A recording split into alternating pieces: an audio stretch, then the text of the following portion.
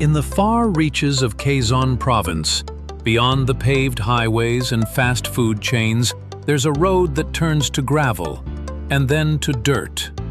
There, where the scent of coconut husk, dried grass, and burning wood mix with morning dew, lives a man whose story is not told in trophies, but in silence, patience, and instinct.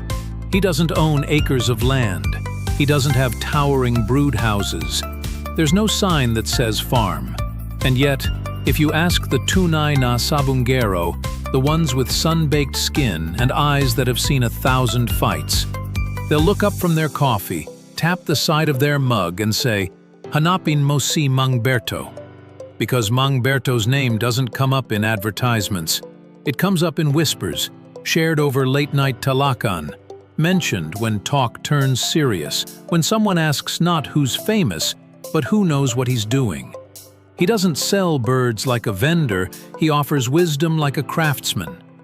In a world flooded with fast breeding, fast fame, and fast money, Mang Berto moves slow and raises smart. Tucked deep in the folds of Quezon's countryside, far from noise, far from crowds, is a corner of earth that few people notice. There are no fences, no signboards, just the soft clucking of hens and the rhythmic brushing of bamboo against the wind.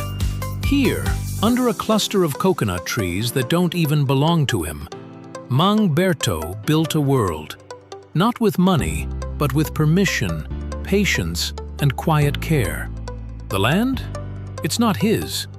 It was lent by a friend, an old buddy now working in Manila, who said, "Berto, kung gusto mong magtayo ng konting kulungan dyan, sige lang." And so he did.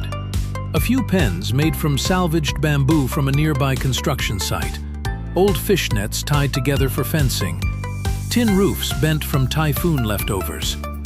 He lays banana leaves on top for shade, sprinkles ash to drive away ants, collects rainwater in old paint buckets, enough to bathe a brood cock when needed. There is no electricity, no running water, just instinct, rhythm, and the daily dance between man and bird. To outsiders, it may look like poverty, a patch of broken wood and dirt, but to Mang Berto, it is his sanctuary, a place of balance. A sacred ground where every rooster is raised with purpose and every moment is an opportunity to observe, to learn, and to listen. "Sabi nila, maliit daw ang lugar ko," he once said. "Pero malawak ang utak ko, doon ako bumabawi." Because what others see as limitation, Mang Berto sees as design. Mang Berto didn't come from a known breeder's bloodline. He didn't inherit a farm or a fighting line. His father cut copra for a living, swinging a bolo under the heat of the sun, earning just enough to buy rice and dried fish. His mother sold tuyo and gulay at the palenque, walking hours with a woven bilao balanced on her head. There were no books in their home, no cages, no cockhouse, but there was a boy, curious, quiet, and always watching. As early as 7, Berto was already a takbo-takbo, a helper, running errands for the loloing mga sabungero, fetching buckets of water, sweeping dried droppings from bamboo slats, picking up feathers after sparring, all in exchange for a boiled egg, leftover rice, and a seat beside the old men who told stories with their eyes, not their mouths. They didn't teach him through lectures. They taught him through rhythm. The way a man rubs his rooster's back, the angle of the tie cord, the slight nod before a release. "Hindi mo yan makikita sa libro," one elder once told him. "Ang manok, kailangan mong maramdaman." And so Berto watched. He watched every morning, every fight, every feed. He memorized how the best stags stood still, how they breathed, how they blinked. While other kids played tumbang preso, Berto crouched beside the pens copying the way old man Nardo mixed native grains, or how Kaisco chose which hen to separate. He didn't realize it then, but those years were his real seminar, No certificates, no sponsors, just mud, feathers, and the kind of learning that sinks deep into your bones. Because long before he became a breeder, Mang Berto was a listener. And in that quiet observation, he was slowly becoming something no money could buy, a man of feel. Today, while most breeders post photos, live stream auctions, and update feeding logs on their phones, Mang Berto still holds on to something more fragile, but far more valuable to him. A single notebook, wrapped in old plastic, bound not with glue, but with memory. He has no smartphone. He doesn't know how to go live. He's never posted a trio for sale with flashy emojis. But open that notebook, and you'll see decades of instinct recorded in messy, looping handwriting. Notes written in Tagalog, Bisaya, even a few made-up symbols only he understands. Inahin kalmado pag inihiwalay itira. 7P stag alert pero hindi reckless. Subukan uli next molt. Iwas sa mabigat na dibdib. Ipares sa mahaba ang hita. Every note is a decision. Every line is a piece of trial and error. Not copied from any manual, but from observation, mistakes, and long, quiet hours sitting by a pen, just watching. This notebook is more than a record. It's a map of behavior, genetics, recovery times, and tendencies. Each page a season, each entry a story. He doesn't need memory cards or cloud backups. What he writes, he remembers. And what he remembers, he applies. In a world chasing speed and automation, Mang Berto remains grounded in rhythm, patience, and paper. Because to him, breeding isn't just science, it's intuition. And that kind of knowledge can't be digitized. Mang Berto never had the money to chase pedigree names. No sweater, no kelso, no hatch with long tails and glossy feathers. He didn't have the budget or the desire to join the bloodline rat race. Instead, he started with what others overlooked. An ordinary hen from an old fighting brood. A small but gamey cock that survived a 3-cock derby with nothing but footwork and grit. And from those humble pairings, he began shaping a line that was not flashy, but functional. He didn't breed for aggression alone. He bred for temperament. He would sit for hours watching how a hen responded when isolated, or how a young stag moved when placed near an unfamiliar bird. If it panicked, out. If it rushed blindly, out. If it waited, calculated, tested angles, then maybe, just maybe, it earned a place in the next pairing. Ang tunay na magaling, he says, hindi lang yung malakas, kundi yung marunong maghintay. His line doesn't promise knockouts in 30 seconds. It doesn't boast killer power. But in the pit, when pressure is high, his roosters don't waste movement. They measure distance. They time their strike. And when they hit, it's deliberate, final. Old sabungeros call them the thinking kind. Roosters that fight like veteranos, calm, calculating, and committed. And that's the legacy Mang Berto is quietly building. Not a bloodline for show, but a bloodline that survives. One afternoon, when the air was still and the birds were dozing in their pens, a visitor arrived. Big-time buyer, city-bred, loud shoes, shiny shades. A driver waiting in the truck. He walked toward Mang Berto's small yard with purpose and a thick envelope in hand. "Boss Berto," he said, "I'll buy all of them. 10 head, cash. No need to explain. Basta akin na lahat." Mang Berto didn't move, didn't even stand. He just chuckled quietly, looked at the man, and replied, "Kung volume ang hanap mo, marami dyan. Pero kung halaga ang gusto mo, umupo ka muna at tanungin mo ako, bakit yan ang inahin ko?" The buyer blinked, confused. No one had ever turned him down before. He shrugged, shook his head, and left. Envelope still full. Dust in the air, truck tires crunching gravel as they drove off. But 2 weeks later, he came back. This time, he didn't speak loudly. He sat on the same bamboo bench, and instead of asking for birds, he asked questions.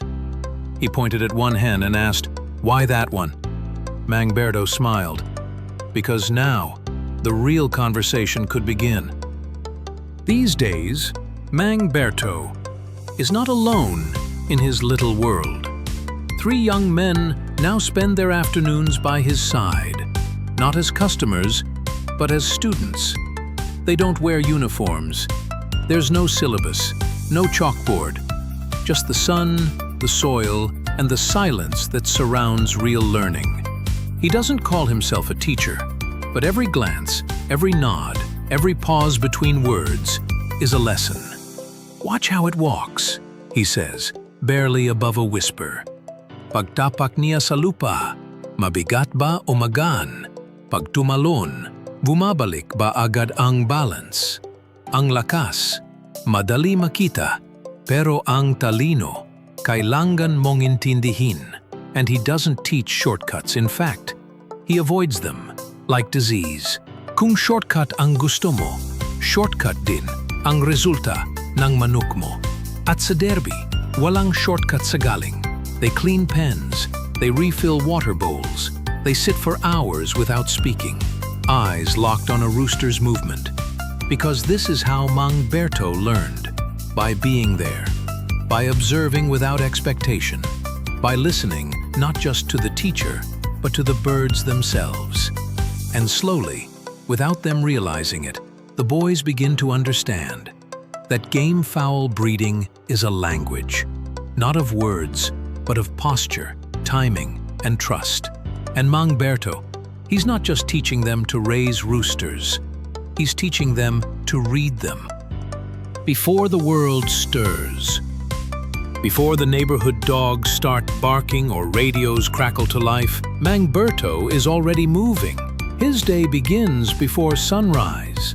No alarm clocks, just the natural rhythm of the roosters and the pull of routine carved by decades of care.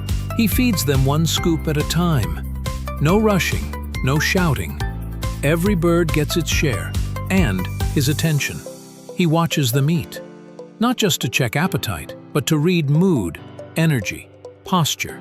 Then he walks pen to pen, checking eyes. They should be bright, not watery. Breath, it should be quiet, clean. Droppings, solid, not watery or green. Even the smallest detail can mean something. "Masyadong basa ang hangin," he mutters. "Walang sparring ayon. Magpapahinga lang tayo." Because to Mang Berto, breeding isn't a routine. It's a relationship between breeder, bird, and kalikasan.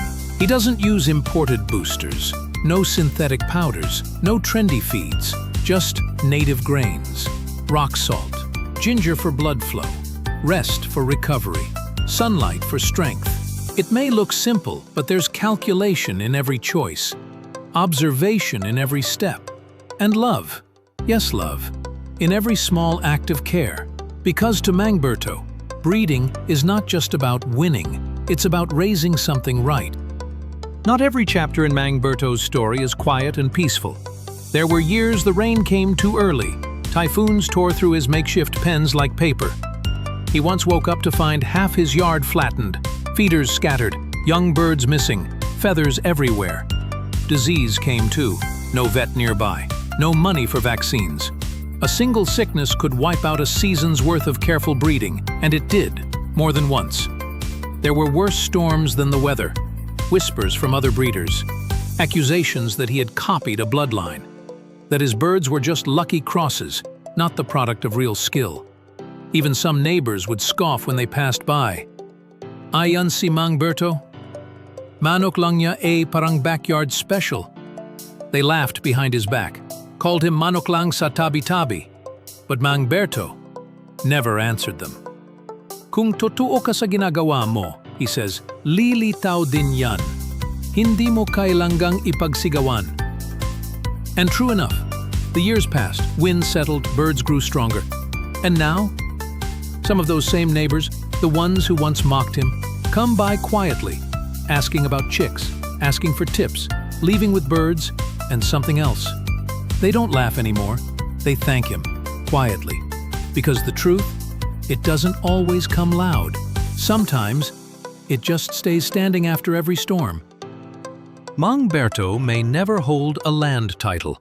He may never wear a uniform at a grand derby. He'll probably never trend on social media.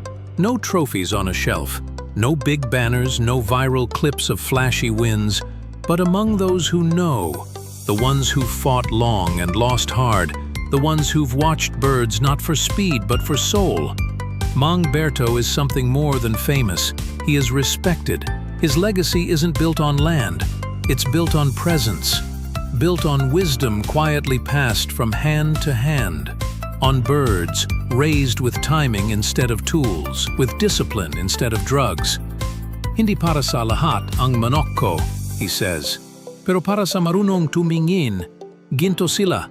His birds don't fight with panic. They don't explode blindly. They wait, they read, they respond. Because they were raised by a man who, like them, knew how to survive storms, and who, like them, never needed noise to prove worth. Mang Berto of Quezon, the breeder with no farm but strong conviction. A story of humility, instinct, and raising game fowl with purpose.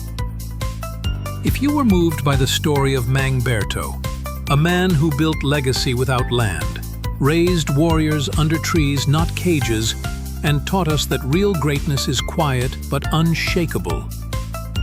Like this video. Comment your favorite part of his journey and subscribe to discover more stories of heart, heritage, and hidden greatness. From the forgotten corners of the countryside to the souls who still believe in doing things the right way. Mang Berto of Quezon, the breeder with no farm but strong conviction. A legacy not built on property, but on principle.